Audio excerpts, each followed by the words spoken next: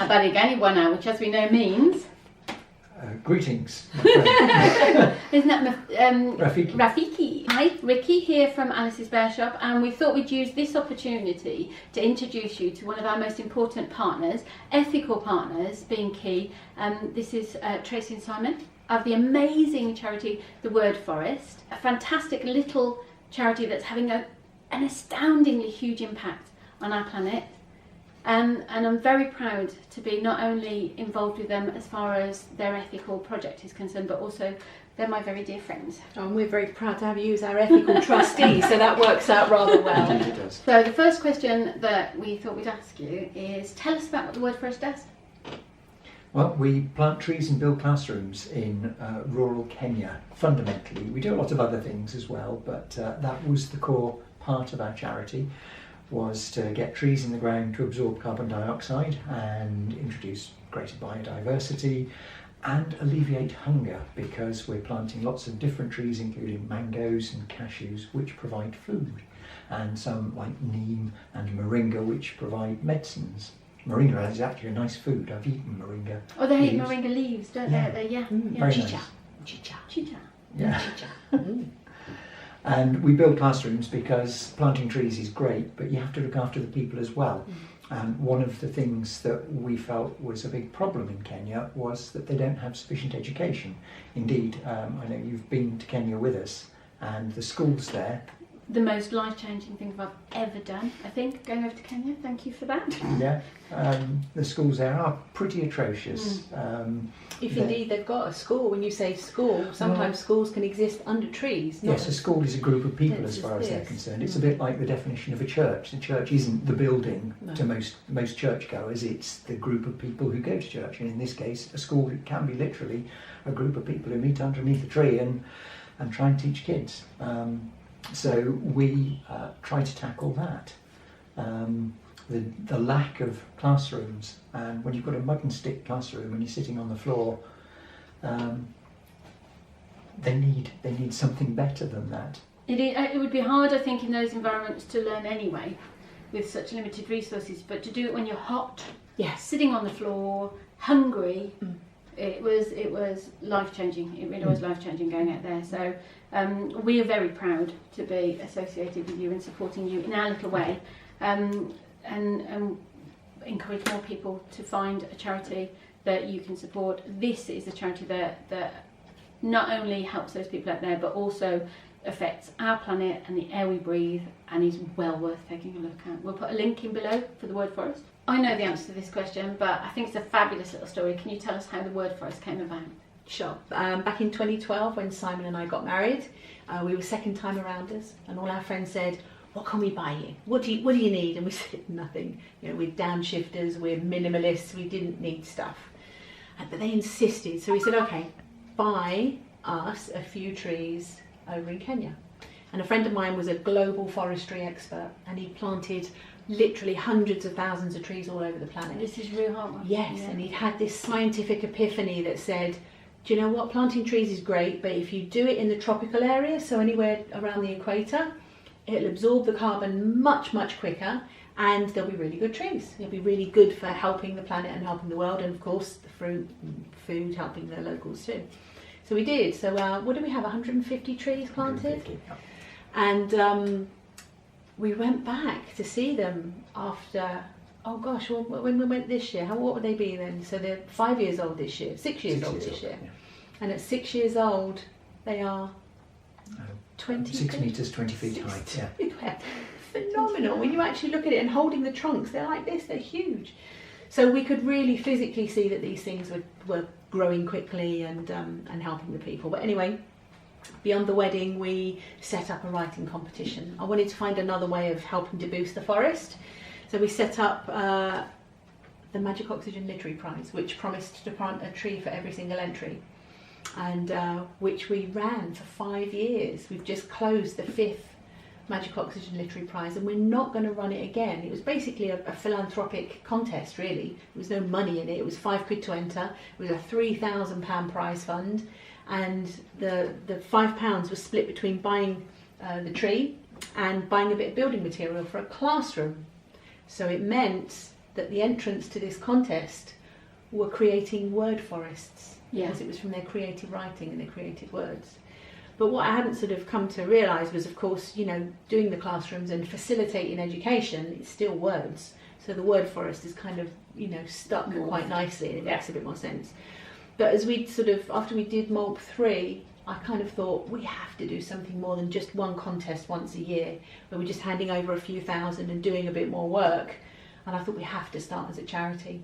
And it was the perfect springboard with the knowledge we had from the Wedding Forest and from the first few years of doing MOLP. And I just felt so confident that the community we were working with, which is called the Bore Green Umbrella, a cooperative of about 400 people that build their classrooms and plant the trees, I knew they could, support us and really take it on. So here we are, just entering our 3rd year as a charity. I can't believe I think in the 8th classroom. We've just put a roof on our 9th classroom. 9th classroom, fantastic, fantastic. Which And is great. that's not just helping the children that are in those classes. That is, every single classroom had hundreds of children going through it. But not just the children, because you were talking about the schools. Yes, of course, it's a school in the day, but come the after school, it's a learning space for people to be in. And you and I, we all know, when you walk into a solid stone-built classroom, which are what? How tall are they, Simon? How tall are the walls? About 3.5 metres for the 3.5 metres, and a big pitched roof, which is what? Another couple of metres. Another few metres. There's a hole at the side, isn't there, to get the air to come through? Yeah, you've got windows, which was an amazing thing. They were so bright compared to the... Yes. If you ever remember being of my age, and that little outside loo that you used to have next to your council house, that little dark space, take the window out of it, take the door off it, make it dusty and hot, that's what the classrooms were. Yeah. If they were good classrooms. If they were good, if they had good and walls, lucky. Yeah. But in our solid stone ones, number one, they're safe. That's the biggest thing. Number two, they're cool. And there are window spaces, but we've got bars across the windows To keep the monkeys out. Because the few precious resources they've got, like books. And in a primary school, this is really hard for people to understand, but generally, kids will only get an exercise book in their final year of being in a primary school. Yeah. One book for their entire school year that they get in that final it's year. crazy. And primary school doesn't mean what it means to us here. We've met adults who are going through primary school. We met adults there who hadn't held a pencil in their life and were being taught how to hold a pencil. So primary school isn't the first few years of your education. It's sometimes something you get given as an adult. Yeah. So because they're realising more and more the value of education. Yeah. And so for example, if I gave you 50 trees to plant, that's all great, brilliant. And you'd think, well, a mango tree at 5 years old, I'll have 100 pieces of fruit times however many trees you got, that's brilliant. Now go and take them to market. It's no good if you can't read and write. No good if you can't do sums. So we've been, people have realised that it's not just looking after the trees, they need that bit of education too. And as you say, we're facilitating children's education and adult education. And that comes under the umbrella of just supporting the community as human beings. And this is one of the fantastic things I learned going out with you, is that you go out there, you don't go out there and go, we can see what you need, we're going to give you this.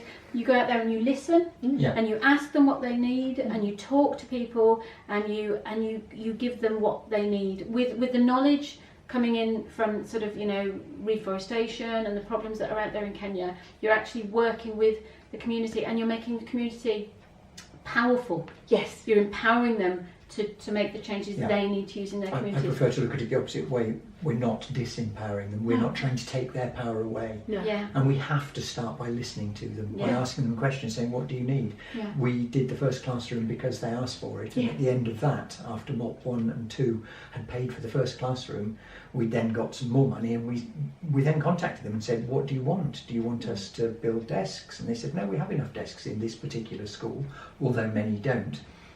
They said, we need another classroom. Yeah.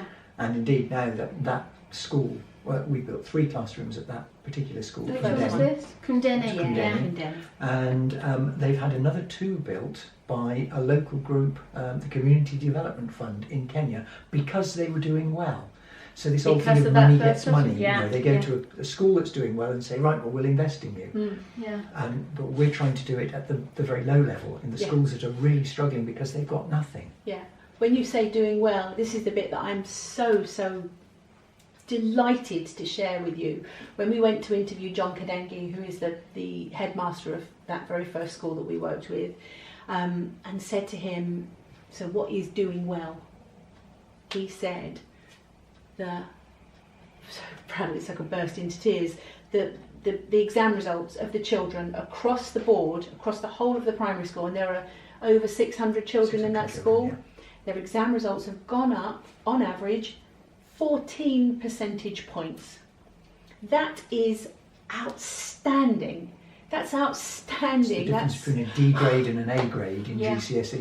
It still gets That me. really puts it into context, doesn't it? Getting a D, getting an A. Yeah, it still gets me and gives me goosebumps. And the number of children That's going tangible. through there as well. The number of children going through, because I know a lot of the children are in school apart from anything else because it's the only place they're likely to get a meal. But actually getting a meal and an education, and you've taken it from, give me some numbers, the number of children, the number of increase in children going through some of these schools. Oh gosh. Clondeni was 300 and is now 600. Well, over 600. Kadamgooni is the second school that we built classrooms at, and they've gone up from 350 to 420 so far.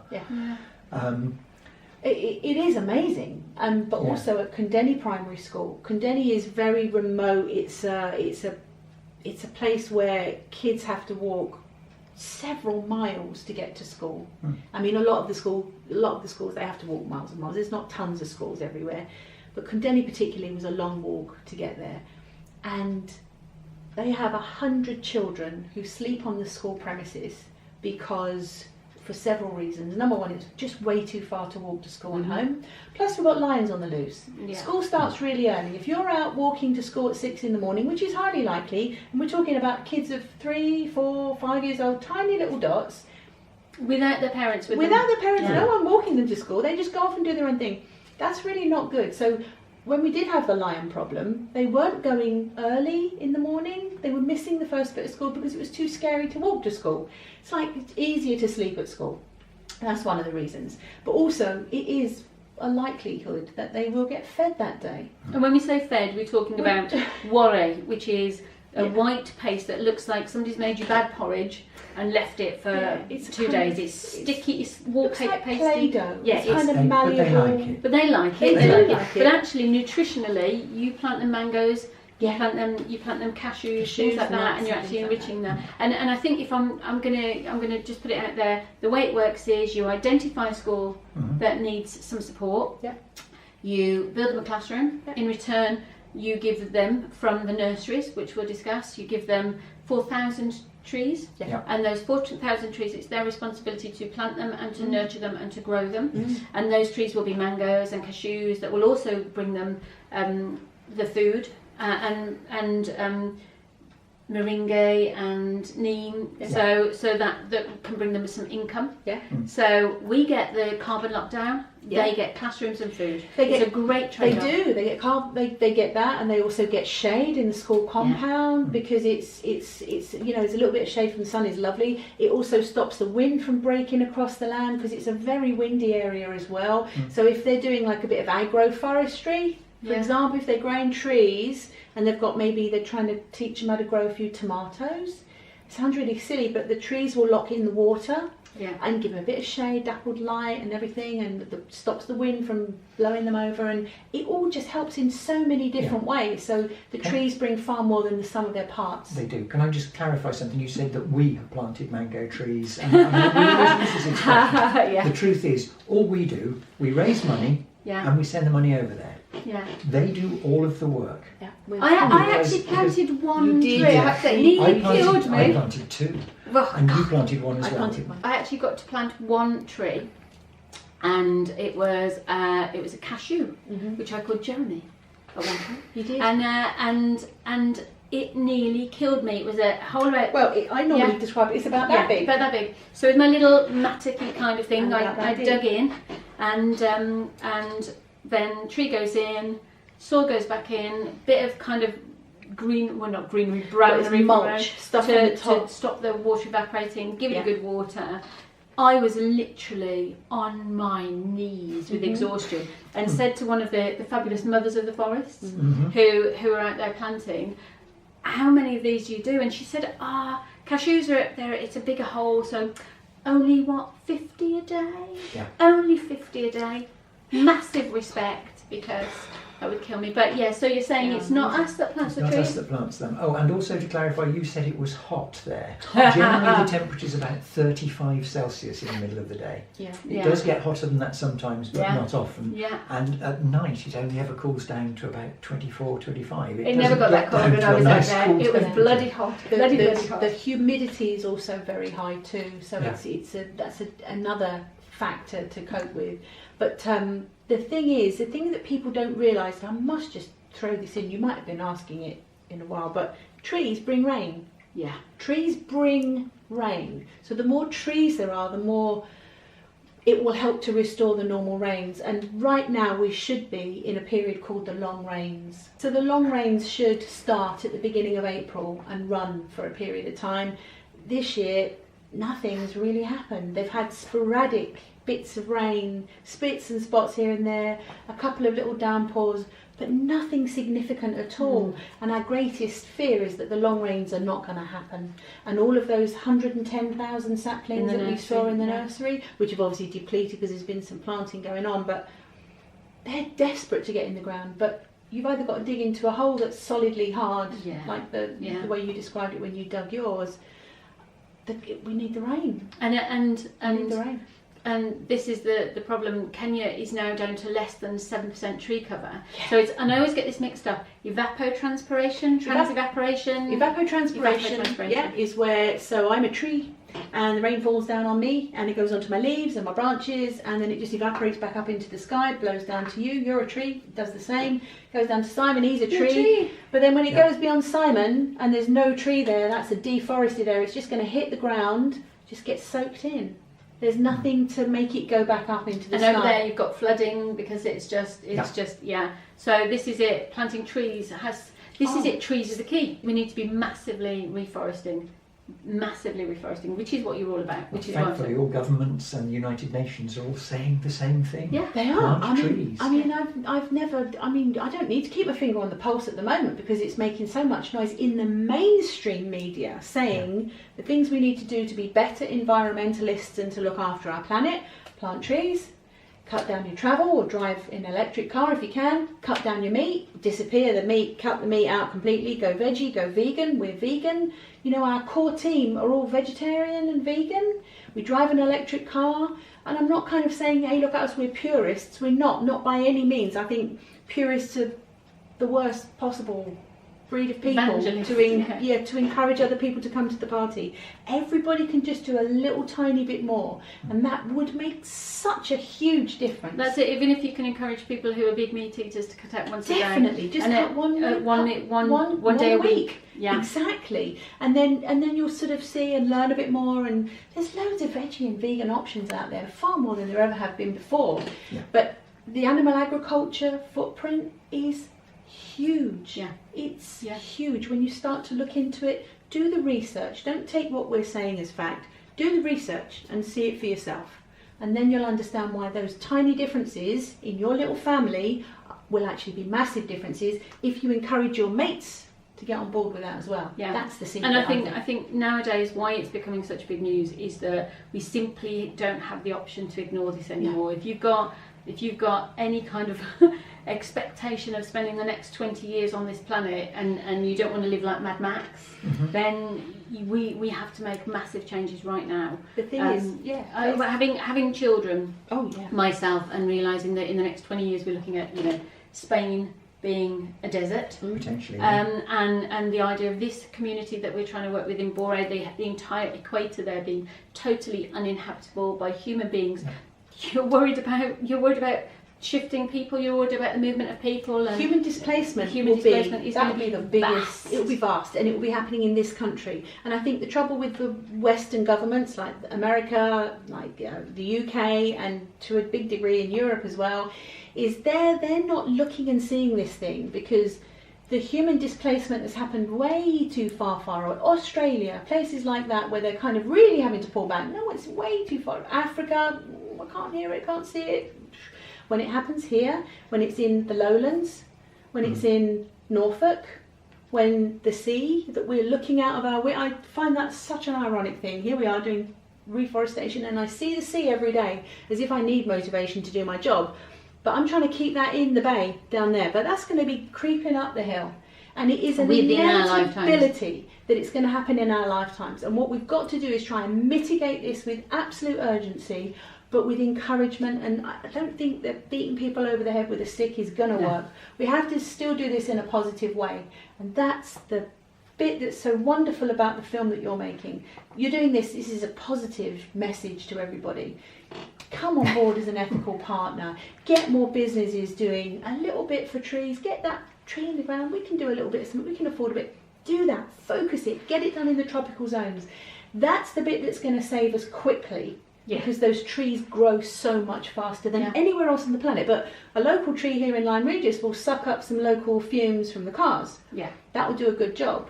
But the stuff in Kenya is like sucking it down big 4 times faster than anything we can plant. At least up to 10 times faster. And then, so we have to start making those moves now and those changes now. And if you're, I mean, we're doing it because we care about the planet. Yeah. We're doing it because our motto is people and planet before profit. And if you're a businessman out there watching this, or a businesswoman out there watching this, and you're just interested in growing your business, then the green pound is the fastest growing spend out there. Yeah. People are going out there and they're not putting in, I want a dentist, I want clothes. They're going, I want an ethical dentist, I want ethical clothing. Show you, look, we got these the other day. These are new. This says on the side, every £2.50 plants a tree, and many of these provide food as well, which is great, but they all combat climate change. We have to focus our attention on mitigating the devastating effects of climate change. Because there's no point me doing a 5-year plan as a business, or a 10-year plan, or a 20-year plan as a business if I'm not going to think about it. Doesn't matter how much I grow, it doesn't matter how many people I employ. If the planet has changed so vastly that people are worrying about how they're going to survive and not how many teddy bears they're going to make, or whether they're going to get their teddy bear fixed, because they're going to have much more immediate problems. As a business, the 17 Sustainable Development Goals created by the UN, are really good. If you're not sure how to work this, if you're not sure how to make this part of your life, is a really good framework to go to. You'll find a link here. We're going to put it onto our corporate social responsibility page. There's 17 goals that everybody can have a look at. I think they're basically based on businesses, aren't they? They're based around business, but also individuals. So governments, corporates, and individuals can all kind of identify with these goals and have a look.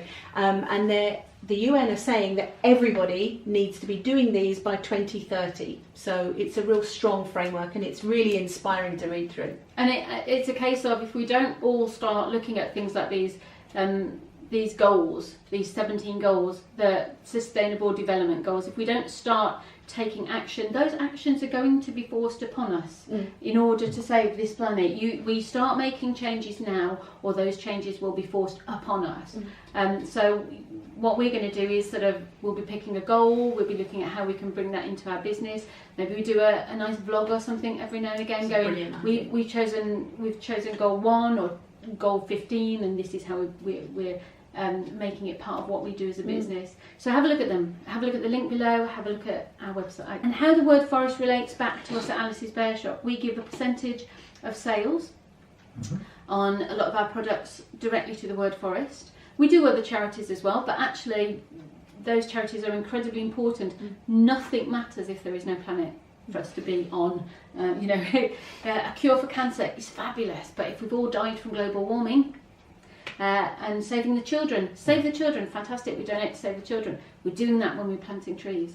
So we give our percentage not just to Save the Children, Cancer Research UK, the Air Ambulance, these different charities. We give a percentage on top of that to the word forest. We are so grateful. It's a little bit from each sale, but do you know what? It makes a difference. You say it's a little bit, your little bit. If this film encourages 5 other companies to say, we could give a little bit, then that would turn into a nice income stream. And if they then went and inspired someone else, we'd then look at a bit more of an income stream. And do you know what would happen then? Then Word Forest would be able to employ some people, because the only thing that's holding us back right now is our physical ability to do things. You started this by saying we are a little charity, and we are. But we are so ready to scale up. We know what to do, we know how to do it, and we've got proven positive impact. But we need more people, we need volunteers, and we need enough money to be able to employ people. If you give us that, we will springboard off and we will seriously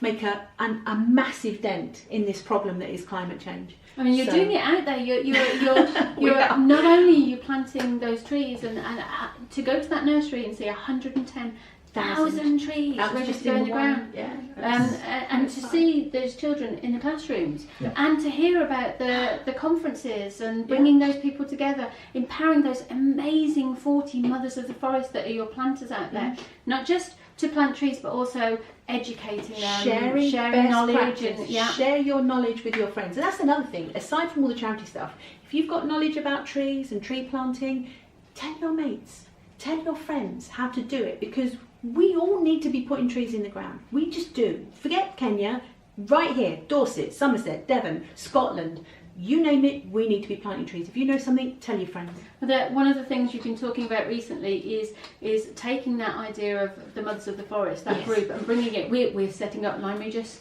and it's not Mothers of the Forest because we're going to have Brothers of the Forest too. It's going to be a Lime Regis branch, what we did there with the trees, branch, that supports the Mothers of the Forest. We'll be looking at ways to raise money to send over to you. We'll be looking at planting trees locally, and we'll have that running count of how many trees we've helped to get in the ground here and in Kenya. Because I think that's the thing, is because Kenya's so far away, it's a long time to get to it, it's too far away for me to think about, it's on a different time zone. If I draw it right back to here, if we can draw it right back to here and we can say trees per se, understand about how they work, what they do, because that's all the Kenyan ones are just doing it faster. But understanding trees, so we need to do more work in get more this trees county. in the ground We do, and trees are the key. So, coming soon to a cinema computer screen near you. Or a village hall. Whatever. An amazing film that was done by Tim Short. Tim Short, great. Film by Tim Short. I get a little cameo in there. That is a great little opener to what the Word Forest does and the amazing work you're doing at that. That's going to be coming later this year. Yes. Later this year. End of September. But end of this year. We're just creating a website for it and a specific one just for the film. It's going to be licensable for people to show. We are hoping to raise a little bit of money from it. To plant some trees. Hashtag. Hashtag trees. Have you ever known a film called Hashtag? We are the first film called Hashtag. Trees the key. That was my hashtag. Just say that was it.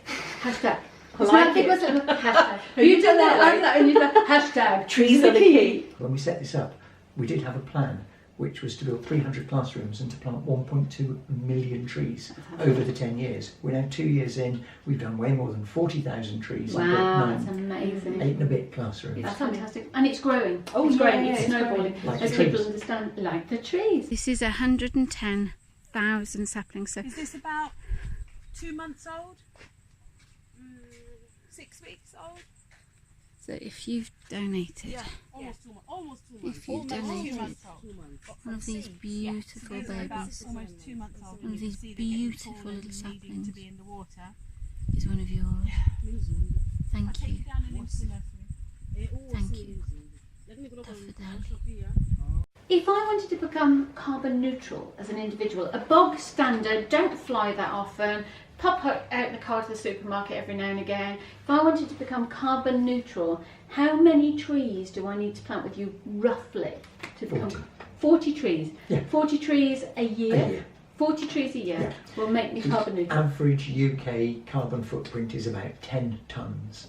Each tree will absorb 1/4 of a tonne of CO2. So 40 trees a year. 40 trees a year will be just fine. That's £100. Now £100. that sounds like a lot. No, it's not to save the planet. But to save the planet, I mean, there are lots of other things that we need to do in order to make this planet better and make it safe. But planting trees is one of the cornerstones. We have to get CO2 out of the atmosphere. We have to reduce from this horrendous 418 parts per million it's just passed. It's a massive increase because of the Industrial Revolution, because of what we did up here in the north and the developed world. And the developing world is suffering far more than we are. So for us to plant trees is a must. And yes, we need to plant them in this country, but we need to plant them where they're going to do the most good. I have to say, one of the most moving things being out there, because they do have internet access out there because they don't have banks, so they're actually given by phone companies really cheap mobile phone deals, where they take a little bit of the percentage of their income. They're tiny, what is it? The developed world, the average income £2 a day in some countries. £2 a day. No, $2 a day. Yeah, $2. $2 a day. $2 a day. So it's kind of like sitting there with the amazing Eva, who is the kind of overseer of animals of the forest, that kind of facilitator we have out there, sitting with her and taking her hand and saying, you have Facebook. You can see the way I live out there. You can see me in my kitchen with my tumble dryer and jumping in my car, and the waste and that we have, the amount we consume. How come you're not just really angry at me? Why are you not angry? And she took my hand and she said, we each have our race to run, and we each fight our own battles. That makes you, I can hear you with a lump in your throat saying it. And it never leaves you. And seeing her life out there in this one kind of mud hut, literally a mud hut, no electricity, no 8 miles away from the nearest water supply, in a dark little hut with no sanitation, sleeping on mattresses on the floor, sharing 3 mattresses with her children and her mother and her grandchildren. You know, it's the poverty out there is astounding. Soon to have running water. Soon to have running water. Yeah, but and also She's I was getting going a to pipe put say, in. We funded a pipe for her. So she has, And also a bit of solar light there. Yes, you know, we're improving lives in that way as well. But to have that, to realise being out there and to realise that the problems they have out there are absolutely directly caused by the way the other half live. But one thing to lift up though is talk about the community, sense of family, sense of connection and community. Yeah. It is something that has been, I feel, long lost from here. From here, yeah. It is that you can see, you know, if there's a little bit of something to give and you hand it out over there in Kenya, over there in Bore, they'll look around and go, who needs this most? You know, I have so little, but actually I can cope, and I'll hand this over to somebody else. And they're always looking out for each other. We're so isolated. We're like caddis flies in our own little shells, sticking bits of shiny stuff onto our lives so we don't have to look at what's out there in the big horrible world. And actually those people out there who have nothing are open to each other. They're much more engaged with each other. So yeah, and there's no anger, there's no bitterness. It's hard to say. Obviously, we had a snapshot of what we saw. Yeah. There's certainly a great deal of strength in their community. There's no two ways about it. They're very just. Yeah. They're very equitable. They do believe, as you say, in the sharing. We've seen that. Yeah, they are human. They have all the human failings, but they do have a better society. But they need in many ways. They need than we do, yeah. Or they're going to just roast. They're going to just be in places that are totally... You know, the Sabaki River, which is the main river that runs through Kenya, when we went there the 1st February before last, there was an amount of water in the centre that you could traverse in a boat. This year, because of the drought again, and because the rains haven't come this year, that little skinny sliver in a river that is... It should be as wide as the Thames, give or take, in the middle of London. A few hundred metres wide. Yeah. You can walk across it. You can get across it on a bike. They'll be going across on mopeds. So that means everything is just drying up, and it is. And the cactuses are all coming. They weren't there before. The streets and the roads were lined with palm trees, and they've gone. And because it's cactus, because they're going, oh, we're quite happy here, actually. Thanks. Yeah. And it's just an indicative way of just showing how the landscape is changing, and it is changing. But we can, if everybody just kicks a few things into touch, we can stop it from getting. I don't think we can ever push it back to a Garden of Eden. We can't create that again. I think it's just. It'll take some years. Take some and a massive change overnight, and that's realistically not going to happen. We can do it. Yeah. But we have got to really pull. We can change this world. Yeah, you, whoever you are listening, this interview is. I'm so delighted you've given us a chance to talk about this. But listen to all the things that have been said. This isn't pie in the sky. This is so real. We could burst into tears every time we start talking about it. And you have the ability to change it. You have the ability. to really listen to the things we've said and make a difference. You have to be part of that change. We have to be part of that change, or we will suffer and we will feel it here. But they'll feel it first. I think this is one of the things I've always felt really is a human failing, is that if somebody was coming to set your house on fire, if somebody was walking up to your house with a can of fuel in one hand and a lighter in the other hand, and your family was inside that house, you'd get out that door and you would fight them to save your family. Within the next 20 years, your house is going to be on fire. Your house is going to be on fire, and you're the one with the fuel. Yeah, every time you don't think about the environment, every time we're over-consuming, we're actually dribbling a little bit of fuel onto there. On our we're own the home. people with the fuel in our hands and the lighters there, and we have to. It isn't an immediate danger that's got a big flag on it going save your children and your grandchildren and yourselves from me. It's us dribbling it. So we need to. Greta Thunberg said it. We've got it up again. Yeah, just act like your house is on fire. Your house is on fire. We have to make these changes. We have to start right now. And anybody who tells you can't do it, anybody who says, but I'm only one person, we are all only one person. Too right. If you're worrying about the big companies not listening, everybody stops buying from those big companies. Everybody stops empowering them. Too right. You know, there are no big companies. They're only big companies because we allow them to be big companies. If they're not giving us what we need, if they're riding roughshod over the top of us, change the way they act. You have the power to do that. Definitely. I think the uprise, we were talking before this interview about the uprise of the shops doing plastic-free shopping. And there are lots. There's at least, I know of at least half a dozen, one of which comes to Lyme as a little outreach in a bus, and they actually sell here. So even places like remote Lyme Regis, and we are pretty relatively remote, we're still getting deliveries of things, and it's about that. Do it in the paper bag, not the plastic bag. It's Take tiny, it out of the plastic but it's bag. massive. Give it back to the shop. Give it back at the shops. Leave it in the shops. You are perfectly legally entitled to leave all of your packaging in the shops if you wish. Unless you buy yoghurt. That would be really You're sticky. legally entitled, but it's very difficult to transport. But on that point, Simon recently bought a yogurt making kit. Yeah. Which is a big glass jar and some special culture. bacilli, which you can Yeah. put So we're into. going to give that a try Coconut because we're going to give it a try. And Ooh, coconut milk I know. yogurt. Mm. So you've listened to us. Maybe we've kind of put a little seed in there. If it wasn't already there, maybe we've given you a few ideas. If you're already on board, if you want to plant some trees with the word forest, go to, well, there's lots of ways they can do Yeah, it. If go for they're it. far away from here, go to wordforest.org/donate, and that's a nice straightforward way of doing it. If you have space and a shop, if you have a cafeteria or a restaurant or a pub or a... let's do the point thing.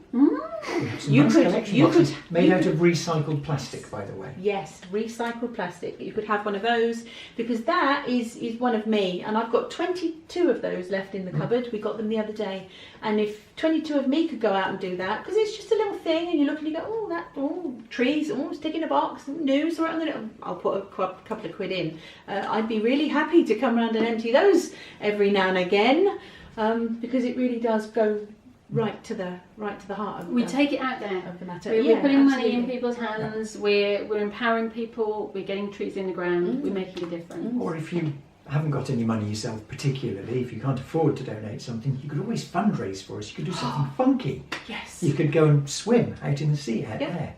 Yeah. You could do a sponsored... Sponsored science, sponsored Yeah. kiss, sponsored sleep and lay in. Yeah. I'd like that. We did a clothes swap, and we raised Clothes enough swap? to plant That was really hundreds of trees.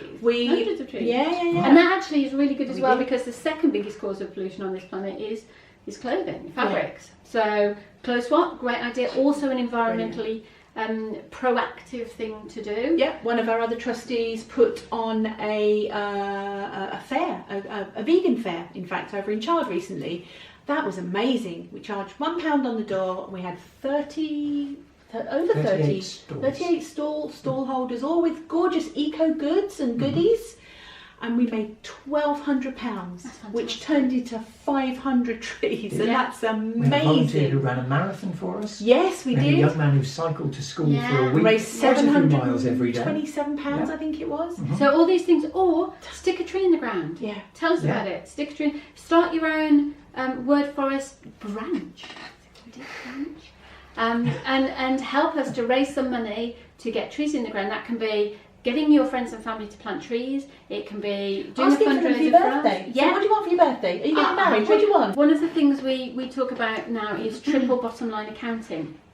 As a company, we look at triple bottom line accounting, and that is that everything has. What is triple bottom? What is bottom triple line bottom line accounting? accounting? Triple bottom line accounting is the realisation that everything has three costs. It has its financial monetary cost, it has its impact on the planet cost, and it has its effect on people's lives cost. So when you're looking at buying a product, it isn't just, oh, it only costs a £5, because it might only cost you a £5 for something that might cost £10 somewhere else.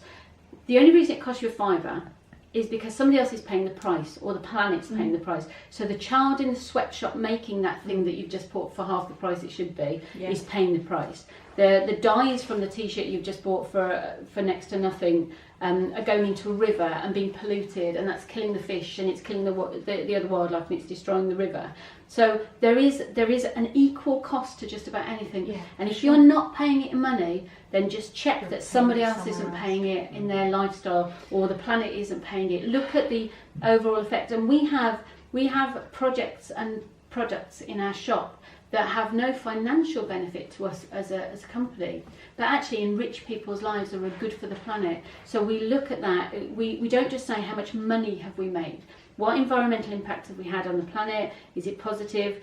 Are we enriching people's lives? If those products or those services don't tick all three of those boxes, it's not going to happen with us. It's just not going to happen, because I will not make money off some child working somewhere in a sweatshop. That's why you're Do you know ethical what? trustee. Do you know what? I know that these videos that you're doing are going to inspire other people to just push that little. They will, Ricky. They will just push their own envelope just that little bit further and just make those tiny differences and be green. You know, I remember when being green was weird and hippie, and all you're doing is obviously smoking dope and laying around and doing nothing, all this rubbish. Being an environmentalist is Sexy. so sexy. It's really Look sexy. at that green. Look at that green. It's like, woo. Socialism, environmentalism, Yes, being they're all, greeny, they're it's all all connected, and they're needed now more than ever before. We have to do it. We don't have any choice anymore. We cannot ignore what's happening But to do this it planet with anymore. pride. Yeah. Do it and love it. Wear it. Buy the Wear badge, it. buy the t-shirt, Buy as long the as it's an badge. organically, ethically produced t-shirt. Can I have it made by you? Will you make it for me?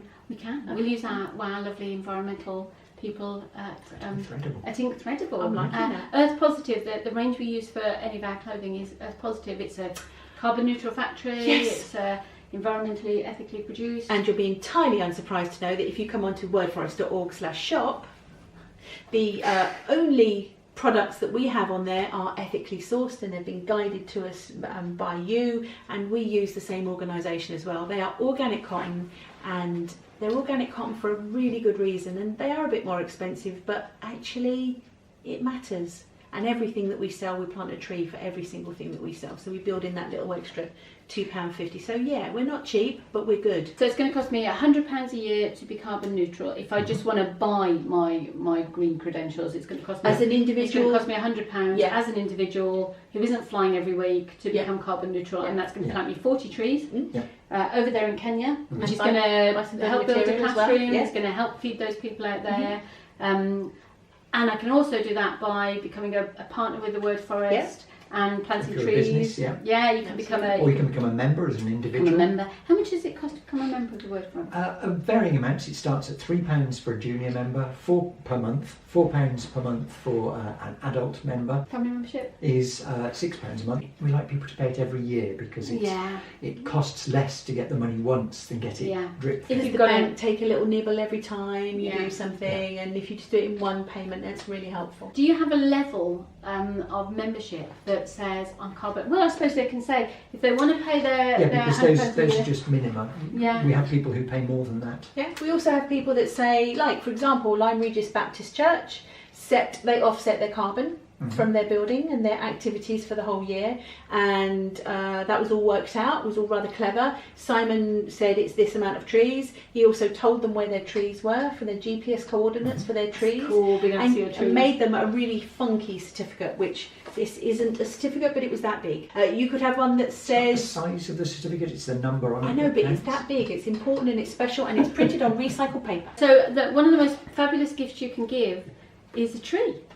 Give somebody a tree, get a tree planted out there, know that you're actually, it's not a piece of plastic crap that's going to go in a cupboard and is going to appear on their mantelpiece every time you come round and go, yes, we absolutely love our dancing giraffe umbrella stand toy, whatever we it could is. do certificates, special. So like if the whole family clubbed together and it was Johnny's 21st birthday, Plant buy in a him- forest, yeah. plant him a little forest. Or we could, so that's kind of coming into the world and celebrating birthdays, we also commemorate special people with legacy forests too. Oh, like You've you're got to do this one or I'll amazing. cry.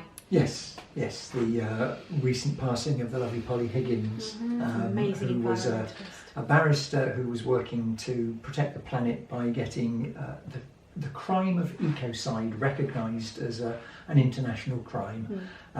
She passed away, and her friends decided they wanted to make a forest in her memory, and we put a little page up, and various people donated. That's currently running at 673 trees have been planted in her And name. that's a heart-shaped Heart-shaped forest. Heart-shaped forest. It's it a will be, heart-shaped forest. So they're going to do, say, But maybe... In actual fact, I think it will be a heart shape of a particular colour of tree Yes. inside a rectangular forest, because Of we a don't want to different leave colour. Yes, we we've don't want to got leave to. areas naked. We want to reforest the whole area. Yes, So there'll be it will. But it'll be different bands colours, of but it trees. will Can be you imagine, like, heart-shaped. 6, I don't know. And again, we're not telling them what to do. We're consulting with the community and saying, would 6 or 8 layers of one colour of a heart be good? And they'll say yes or no, then maybe it should be more or less or whatever. But they're going to have lots and lots of hearts. A heart around another heart and another and lovely. another. It's And it'll gonna be be beautiful. food and fruit and so that's... Habitat. Yeah, and medicine as Yeah. well. Yeah. And that's a beautiful tribute to a wonderful lady. Napenda miti. Napenda miti. Sema napenda miti. Tapanda miti. Sawa sawa. Asante sana.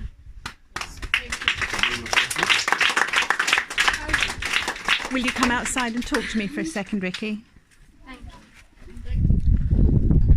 you. So now tell me, Ricky,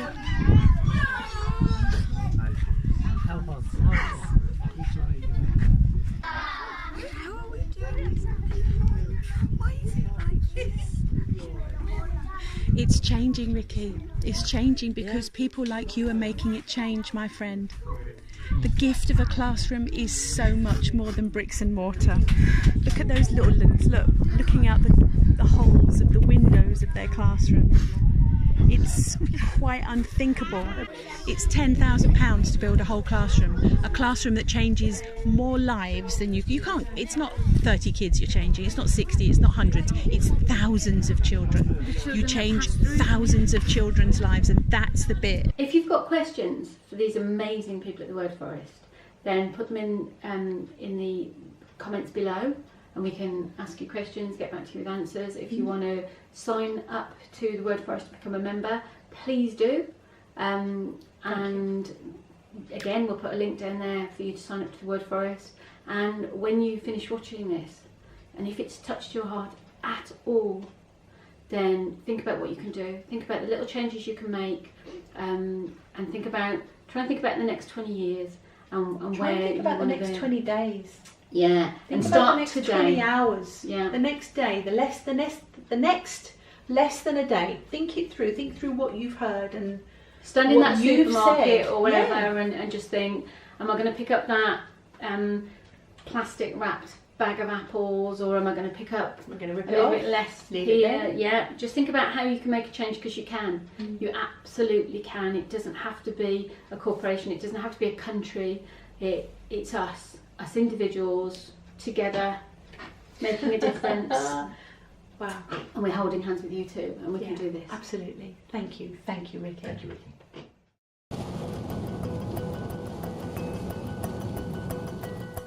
Well, at last we have got to the day when we start our journey to Nairobi.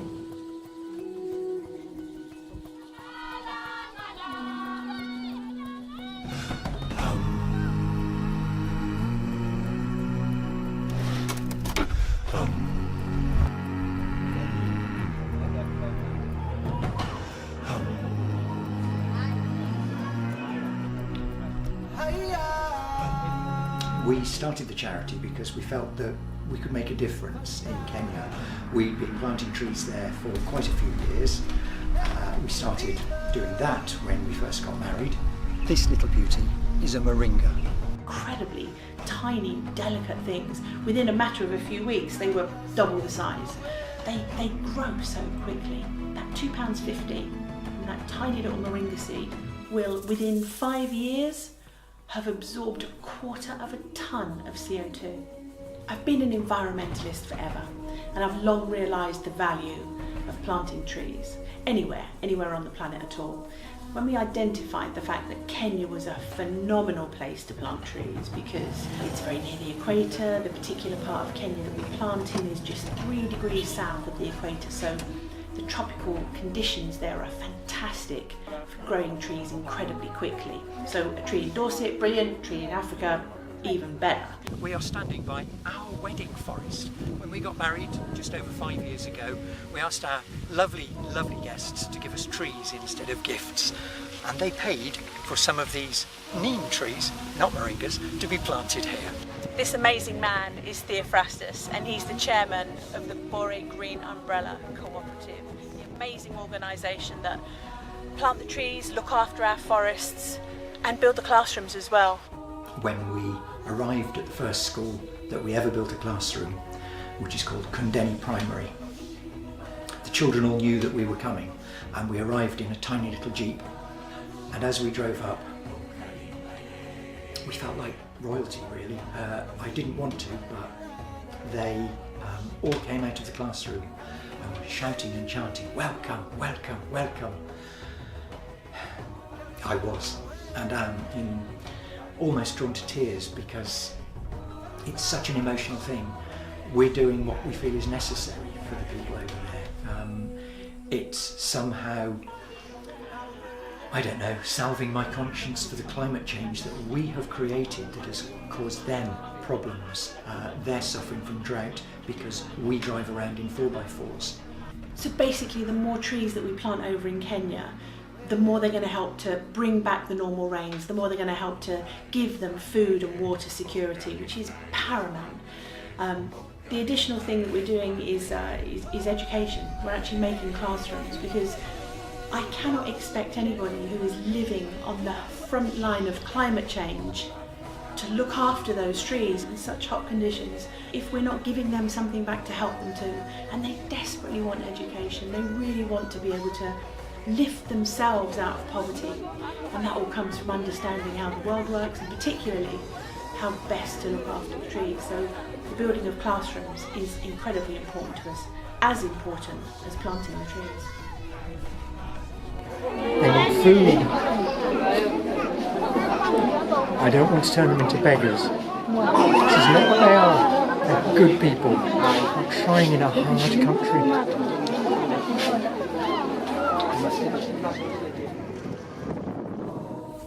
The thing I'd like people to understand is that a tiny donation of £2.50 will make an enormous difference by putting a tree in the ground. It's enormous. It will lift the community out of poverty with the commodities from the trees. It will attract creatures to come back to the area. It will give safe habitats for wildlife and humans as well. It's so big, and it all comes from a tiny donation. So believe in the fact that your £2.50 to buy that tree is going to make a difference, because believe me, I've seen with my own eyes, it really, really does.